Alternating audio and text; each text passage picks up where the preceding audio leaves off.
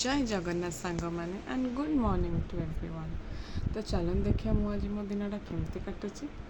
मामा एठी ब्रेकफास्ट रे गोटे नमकीन पुआ बनै थिले। तो आपण मैंने कन्फ्यूज होते ये हूँ मालपुआर भाई नमकीन पुआ यहाँ बहुत क्रिस्पी भी होता।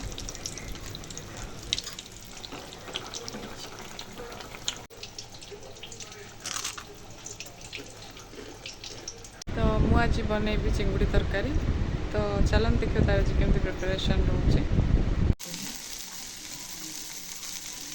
तो ये फर्स्ट मु चिंगुड़ी भजा है तेल रे पंचफुटण पियाज एवं मसला हलदी लंका सब देकी ताको भलसे कषिदेली आलू टमाटर पकईकी तापर चिंगुड़ी भजा को ऐड कली। लंच रे मु सीधा डिनर को डेई पड़ी। डिनर रे आज देखंतु होइतला चितौ पिठा, एटा होची मिक्स भजा एंड एटा होची खीर भजा। पुणी देखाबा आपण मानक सहित नेक्स्ट वीडियो रे। Bye, good night.